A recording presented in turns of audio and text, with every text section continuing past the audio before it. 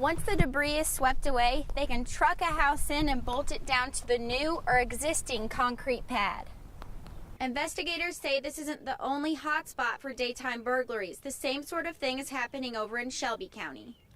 College students are coming home and high school kids are having graduation parties. Now it's up to the local police to crack down on underage drinking. One question people may be asking is, why would Butler move conferences again so soon? Well, it's all about money.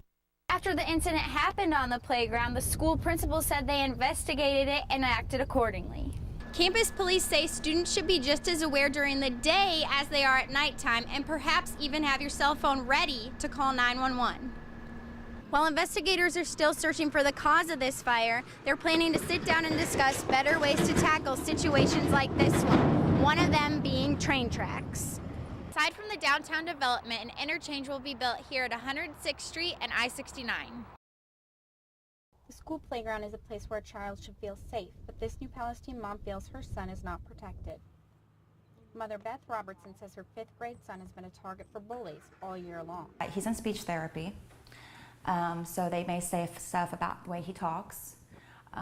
He's in the Indianapolis Children's Choir now, so he does that, and they call him vulgar names because of that.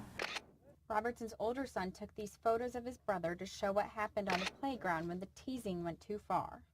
And next thing you know, they're throwing the ball at him, and he's in like the turtle position, and they're throwing rocks at him. She says she doesn't think the school took it seriously. And here my son gets beat up on school property, and nothing happens. After the incident happened on the playground, the school principal said they investigated it and acted accordingly. A thorough investigation involved parents from both sides, just as our action plan would call for. The principal ensured that the school followed policy in the situation, but that the incident was not reported at the exact time it had happened. One of those cases, whether it had met the letter of the law in bullying or not, kids didn't step forward and report what they had seen. Full reports were not made until we investigated on several of the actions. Robertson fears sending her son back in the fall.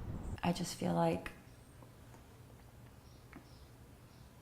that if I don't stand for him, who will? This video paints a picture of the fear students say they felt at school this week.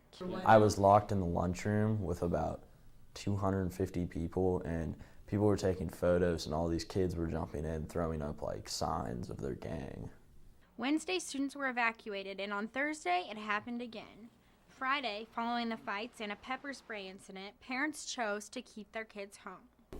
Can't guarantee that we're all going to be safe, then why are you holding school today? Parents and students would like to see tighter security. The big things in my mind that sticks out are the 2,000 backpacks that are going into school every day, and kids could take anything in a backpack. Other schools don't allow backpacks to be carried during the day. Lawrence Township Board President says that's not an option here. Because these students do go from class to class, and I don't know if you've been in a high school lately, but their lockers are very small. On the security front, temporary changes. For the next few weeks and for as long as we feel it is necessary, there will be an increased security presence at Lawrence Central. The specifics to a security increase have not yet been revealed. Laura Leyden, Wish TV News. Butler students are calling it the pink on social media. Pink eye, a highly contagious virus, has gone rampant on the university's campus. The university's health services clinic has seen an escalating number of students with conjunctivitis, or pink eye, over the past month. It is not life-threatening, but it is uncomfortable. They usually wake up in the morning and they're freaked out because their lashes are glued together, or they open their eyes and their eyes are really pink and red. Conjunctivitis spreads easily, especially among those who live close to one another. Sororities, fraternities, and dorm buildings are contracting it the most. It goes really fast. I mean, it's been on campus for probably about a month now at least.